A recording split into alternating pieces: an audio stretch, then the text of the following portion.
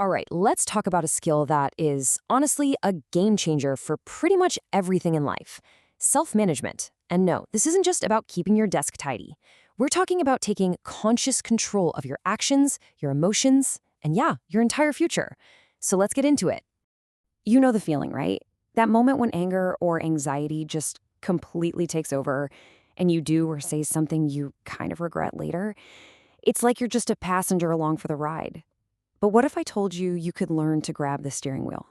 So why does this happen? Well, it's because there's this constant tug of war happening inside our heads. You've got your emotional brain, which is super fast, impulsive, and all about reacting. And then you have your thinking brain, the slow, logical, and deliberate part. Understanding this battle is really the first step to getting things under control.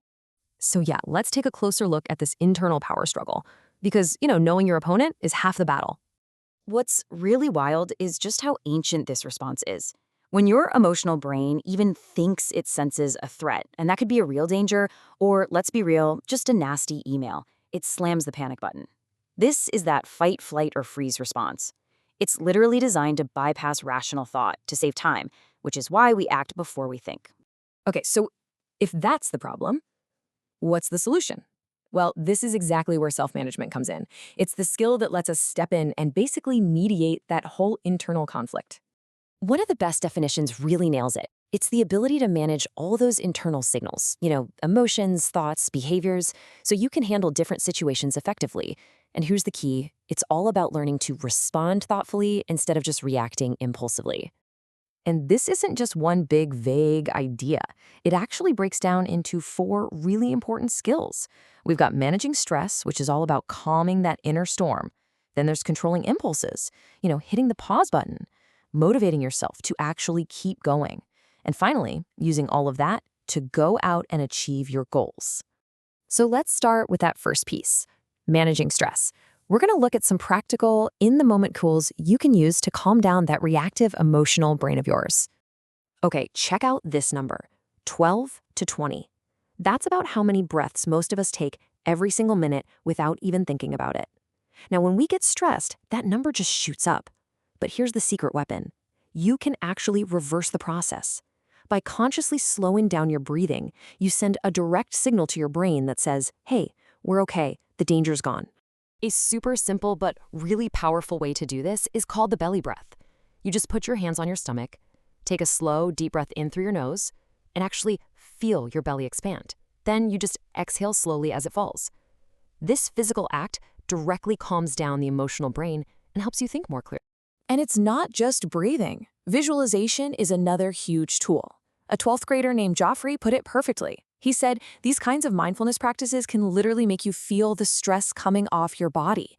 It's all about creating a mental space of calm for yourself. Okay, so once you can calm the storm, you can move on to the next critical skill. This is about going from a knee-jerk reaction to a thoughtful response. And the absolute key to this is the pause. Let's picture this. Your phone buzzes, you open up a message, and it is just infuriating. Your heart starts pounding, your face feels hot. Yep, your emotional brain has just been triggered and it is screaming, fight. And right there, in that moment, you have a choice. The reaction is to immediately fire back an angry text, right? Which just makes everything worse. But the response?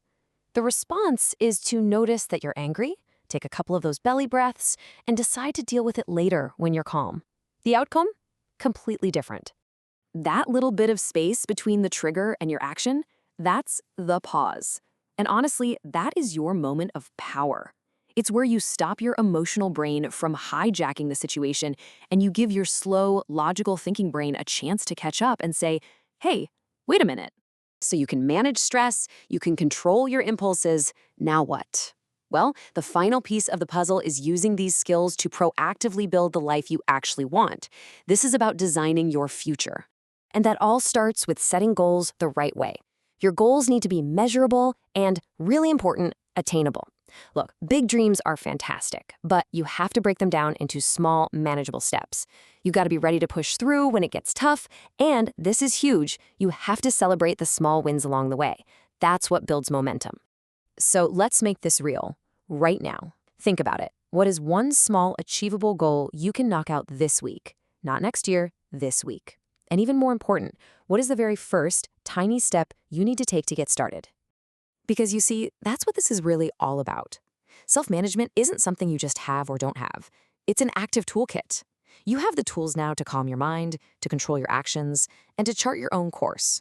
So the only question left is, what are you going to choose to build?